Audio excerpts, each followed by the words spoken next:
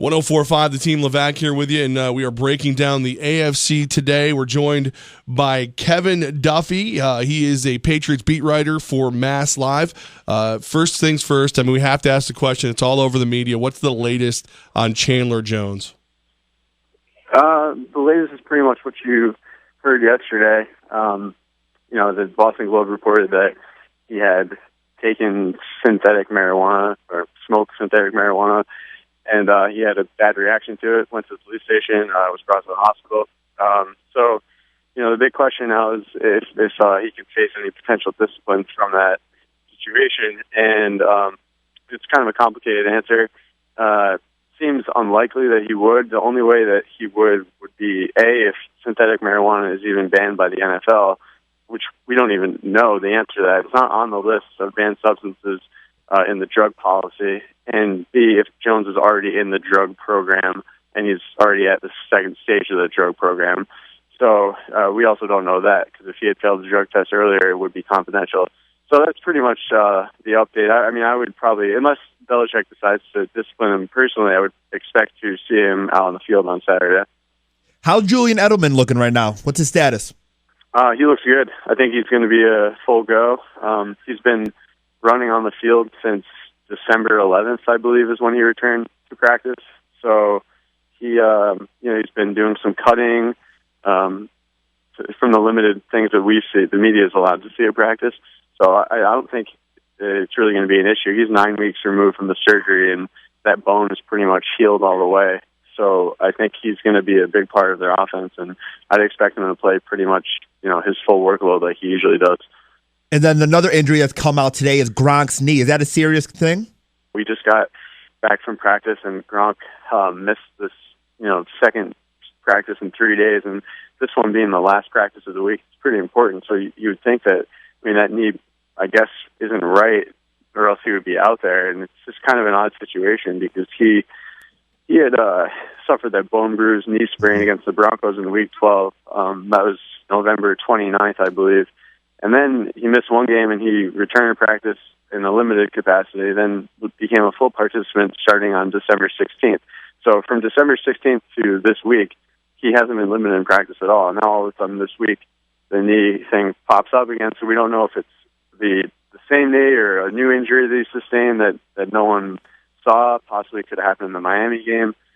So it's certainly a situation that everyone's going to have to monitor before Saturday. I mean, we have to ask, Belichick's black eye, any chance that keeps him from the game? I don't know, man. That was weird too. It's been a pretty weird week down here. There's been a lot of random stuff, and that was just one of them. Kevin Duffy, he reports on the Patriots from MassLive.com, and you can follow him on Twitter at Kevin R. Duffy. Kevin, the last time these two teams met, the Chiefs and the Patriots, Monday Night Football last year, Chiefs win 41-14. Everyone's throwing dirt on the dynasty of the Patriots. They come back and just win the Super Bowl. Is that game going to be a motivation for the Patriots in this game? No, I don't think it's a motivation for the Patriots this year. I think that it might have served as one last year. The whole "we're on to Cincinnati" thing was a kind of a rallying cry for the team. This year, I think it's, not to sound like Belichick and the Patriots, but different year, different teams. I don't think they really care who they have to beat to get to the Super Bowl. I just think the goal is to get to the Super Bowl. And, this Kansas City team is probably the toughest draw they could have had in the divisional round. Team that's won 11 straight games. Forces a ton of turnovers. It's 31 since Week 5, and they've only committed 9 turnovers since Week 5. So, that's pretty much the ball game. That's how Kansas City wins games. So it's going to be imperative for the Pats to, protect Tom Brady and keep him from getting stripped and sacked and making bad throws under pressure, because that's basically what happened in that Kansas City game last year, was they got after Brady and the wheels fell off. So I guess in that sense the game relates, but I don't think it's going to be a motivational factor for the team.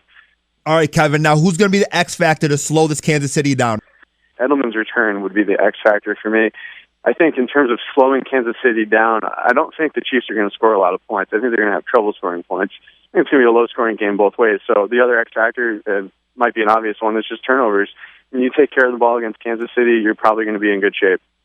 Kevin Duffy from MassLive.com covers the Patriots, joining us here today, 1045 The Team. All right, so do the Pats get this done? Do they beat the Chiefs? Yeah, I think they do. Again, I think Kansas City is going to have trouble scoring. I like the Pats like a 21-10-ish game, maybe like, I don't know, 17-13. I don't think it'll be a blowout, but I think the Pats get it done semi-comfortably. I don't think it's going to have to be a come from behind type situation. I think Edelman's return makes a big difference for them, just the way they play offense. And I think, again, with Kansas City missing Jeremy Maclin and Spencer Ware, their running back, has not practiced this week with an ankle issue of his own, I think Kansas City is just going to have trouble scoring. All right, we can't leave without asking about our buddy from RPI. He was getting some sniffs as a head coach this year, Matt Patricia. What's the latest on our dude?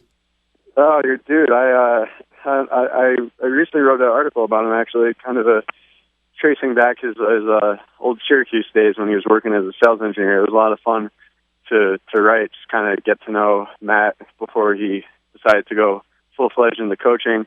I don't know. I mean, I think he's definitely a head coaching candidate in the next couple of years. There's a few jobs that are hanging out there right now. That Tennessee job, I think today I saw that Mike Mularkey expects himself to be named the coach. That job's still open. And the one that interests me the most, I guess, would be the Detroit job. There's a Patriots connection there with Bob Quinn as the general manager. And I think it's a real good job to have. I mean, that's a good team in Detroit. They went 11-5 last year and 7-9 this year, but two of those were kind of fluky losses to Seattle with the batted ball and then to Green Bay on the Hail Mary. They win both those games, they're in the playoffs. So that's a team with a solid foundation, and that's one that I could see either Patricia or Josh McDaniels jumping at if they had the chance. Very nice. Kevin Duffy from MassLive.com. Thanks for your help getting us ready for Pats Chiefs this weekend. We really appreciate your time, brother. Thank you. No problem.